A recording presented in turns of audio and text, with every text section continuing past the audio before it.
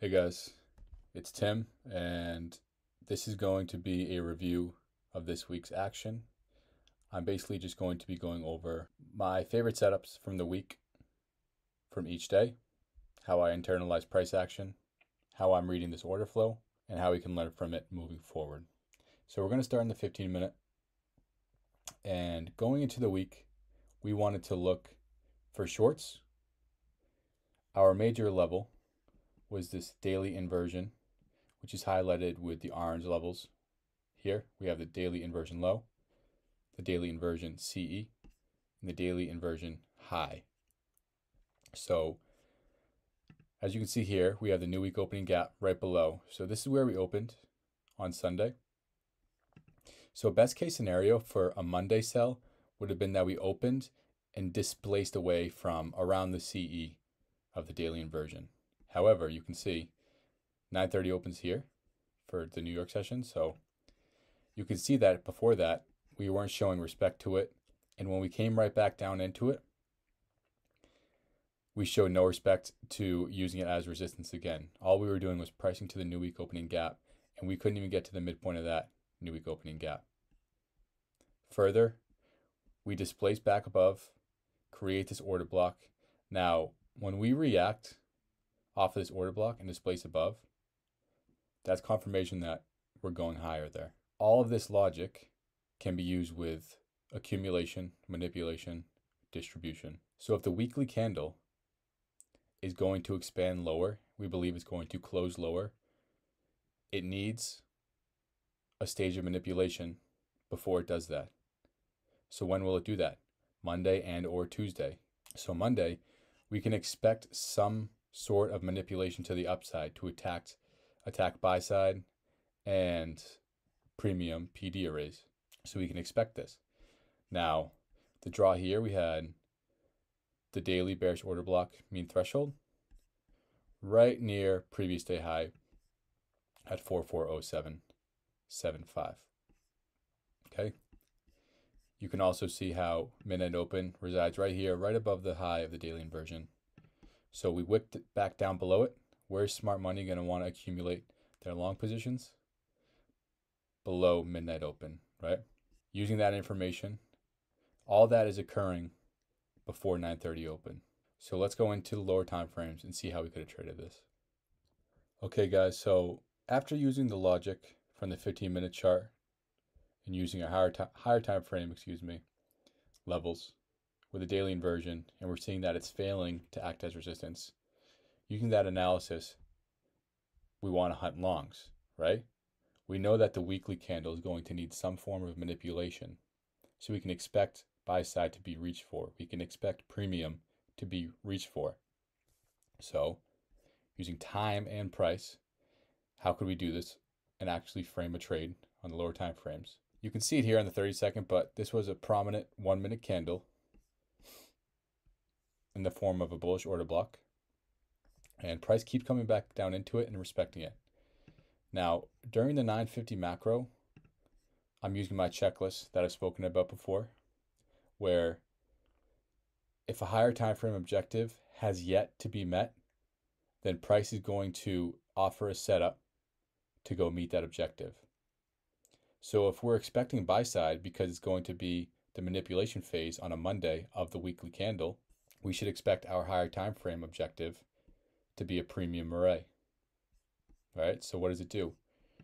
Right after the conclusion of the 950 macro, which is this light brown box, so it's 950 to 1010 New York time. Right after, what happens? We dip into this order block one more time, displace above it, create this fair value gap. Random right there? No, that's exactly what we want to see. So we can use this as an entry, and we can expect this to fail, or you can wait for this to fail, and then on the retracement in, get in on the inversion. So this is an algorithmic signature that we want to see.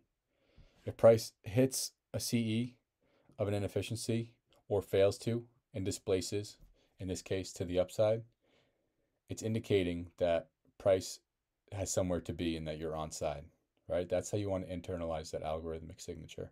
So this was a good entry here. And now risk, it's just about preference. You can put it below this swing low, or you can put it below this inversion here. You could do a close below this inversion, or you could do a couple ticks below, just to allow it to wick if it wants to get down below there, right? So that's all up to you. But this morning session of Monday was a good example of how, even if our bias for the week would be to hunt shorts, we expect that there should be some sort of manipulation for the weekly candle before we expand lower and reach our sell side objectives. All right, guys, so this is Tuesday AM session. This was a good example of manipulation from news. So we had red folder news here, retail sales at 8:30, and it's used to attack sell side. Where does it deliver to? A random level? No. That same daily inversion from the day before. So once we get down to this higher time frame PD array, below 9:30 opening price, we're monitoring the reaction. If we start seeing signs of support there, it would be reasonable for us to expect buy side. Now I'm down on the 30-second, but what was completed here? A delivery to a higher time frame objective from the 950 macro. So what is it going to offer us? A setup in the opposing direction to attack all those profitable shorts from the 8:30 sell-off from the news. Okay, so this is how I would internalize this price action. I'm monitoring if this offers support. As you can see, even on a 30-second chart, the bodies can't even close at or inside the daily inversion. So it's a good sign. This failing is a good sign. Now this formation of this, the white box is the BISI, and then the gray box is this little inefficiency here. So personally, I would want to see a break of this structure more with displacement instead of just longing on this candle right here. You could, but I personally want to wait. Since we create this little inversion here, I go long here, right? After this inversion fails and this BISI offers support, and now look at the bodies, it's respecting it. Do we wick below? Yes, but the bodies are respecting it. After this offers support and then this inversion fails, I'm going to enter here and my stop loss is going to be below low of day, or you can do below this wick or below this inversion. Again, risk just it's preference for you, what you feel comfortable with. So in terms of targets, we can take profit here. We can take partials here. But extreme example would be where? But previous day high. That's from the One Setup for Life video. Session liquidity highs, session liquidity lows. The algorithm is going to refer to those highs and lows from previous sessions. This was a good example of that. But also, we have midnight opening price. You can see the accumulation. Where's the manipulation taking place? Below 9:30 open. So where are longs that accumulated here? Where are they going to want to distribute their position? Above midnight opening price, above 8:30 opening price to the buy side liquidity pool. This was a good example of news being the manipulation and then support off of a higher time frame PD array. Okay guys, so heading into Wednesday, reminder that at the start of the week, I preferred sell side as the draw on liquidity. That being said, after we had the manipulation to the upside on Monday and Tuesday, we expect that Wednesday can be the start of the real move to sell side. So overnight, we have this 1 hour balanced price range. This is the first clue. The high of this candle is exactly the CE of this BPR. So that's the first clue that price is going to seek sell side. Again, we come right back up into it here. And these red lines are 4 hour SIBI levels. So we have the SIBI low, CE, SIBI high. On top of this, earlier in the week, we have the new week opening gap. And it looks funky here on the 1 hour, but this was closing price last Friday, and this was opening price on Friday. So you can see here on Monday, we wicked into it and took off. So there's no sell side delivery through this week's new week opening gap. So price is inefficient in that gap. So that's how I like to utilize new week opening gap to frame narrative. Okay guys, so now down on the 1 minute, we have some really, really nice price action. So as you can see, price sweeps up during the AM session and purges the opening range high, right? Where is it going? Into this 4-hour SIBI. Are the bodies respecting the SIBI even on a 1-minute basis? Yes, they are. Are we displacing away from the SIBI, our higher time frame PD array, after delivering to it and purging the buy side? Yes, we are. So when we have sharp moves like this away from our higher time frame PD array, and it's, we're identifying this as the manipulation phase, as the Judas swing above this high because our higher time frame bias is bearish, we can categorize the failure of this BISI as a market structure shift, opposed to just waiting for this swing low, because this is technically a swing low here, but if you're waiting for the swing low that took us to buy side to be broken from the top, that's 16 points that you would have to wait for, and you could have entered up here, right? So the logic here is that we have this big up move here, and then right away out of the higher time frame array, big down move. So price has delivered buy side and delivered sell side. So all of this should be balanced up here. We've also purged this opening range high. This was the manipulation phase. This was the Judas swing to trap breakout artists to the upside. Okay.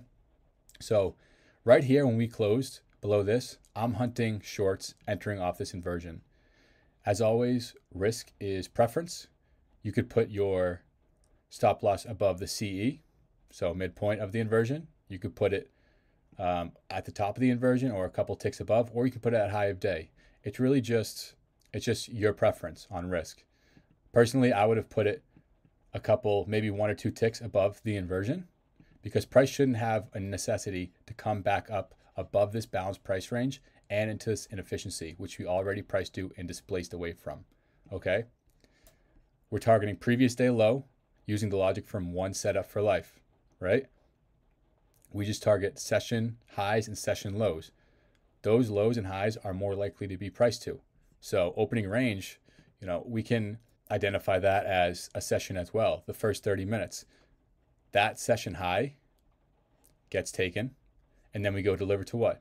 Previous day low, a session low.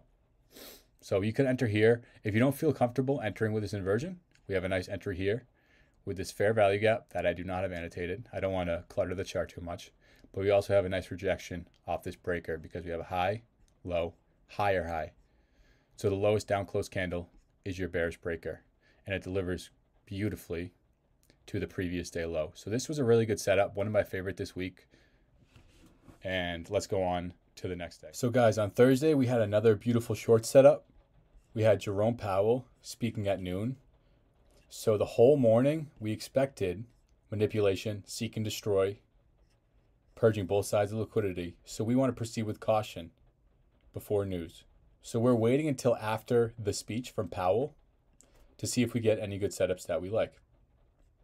As I mentioned, at the start of the week, we were watching the daily inversion. This was a good example of ICT concepts not being supply and demand as it's traditionally taught. So for example, if you have a supply zone and it gets priced to already, you disregard it because all the orders are filled. That's not how we use these ICT concepts. So the algorithm is going to continue to refer to this daily inversion, even though we already priced to it on Monday and Tuesday.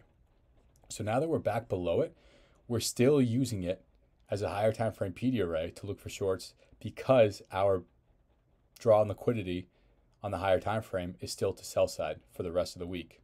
Beautiful setup here. We have this buy side purge and deliver to the top of this inversion. Are the bodies respecting it? Yes. We displace away. That's what we want to see. We form lunch low and we retrace all the way back up. Now, a couple things occur here. We're repricing to this fair value gap, but more importantly, in my perspective, we're failing by 1 tick to get to the CE of the inversion, which is an algorithmic signature telling you that price is weak and it's going to reach for sell side. Okay, so it can be scary with this rally upwards to just set a limit order on this SIBI. You can do that, but I would personally wait to see the reaction at the fair value gap and how we respect or disrespect the CE of the daily inversion. So once we displace back below this, I'm hunting shorts. We had a great inversion here. When this is formed and we come back one more time into this daily inversion, as soon as it fails, I want to enter there. I'm looking for shorts. That's the last confirmation that we're going to go lower for me. On top of this, we have this fair value gap here. So more of the 2022 model. We did close above it, but we were just getting up into this inversion. Okay. So I would have felt safe with my stop above this high, or you could put it above this high if you wanted to be safer, but it's just preference on risk as always. But since we already priced to the top of the inefficiency with this purge and then failed to come to the 50% of the daily inversion, we shouldn't need to come back above this high or this high if our bias is correct. Okay, so this was another good move, targeting lunch low away from our higher time frame PD arrays. All right, guys, so lastly, we had another great short setup on Friday. This 1 hour box we have up here, that's an hourly SIBI, and this was a PM session short. So lunch macro was used to push against all of the profitable shorts from the AM session, as well as coming back to this gray line. And as you can see, that's the equilibrium of the intraday range. So we are pricing to the hourly inefficiency, running against profitable AM shorts, and coming back to a premium of the intraday range. So this is what we can expect for lunch. We don't have to trade lunch. You can, but we can wait to see what lunch does for us because our sell side objectives on the higher time frame were not met yet. Okay, so with that logic, we see a failure and displacement to get to the high of the hourly inefficiency. Again, that's price showing you that it has places to get to. Where is it going to get to? Sell side. Right here, no need to overcomplicate it. We have a 2022 model. We have this buy side purge, lower high to the right of this high, and then we have the formation of the fair value gap. This can be your entry. You can put your stop above here or here. It's just preference for you as well, as always. And then we target what? The low of the AM session. So very quick explanation of Friday's move, but really good setup for a short in the afternoon. I hope all these videos helped you out. It's good to get these reps in no matter where you are in your ICT journey. It's good to train your eye, understand order flow, understand what price is doing, and how you can utilize higher time frame PD arrays and see how we respect it even on the 1 minute chart. So hope you guys learned, and we'll be back soon. Thanks for watching.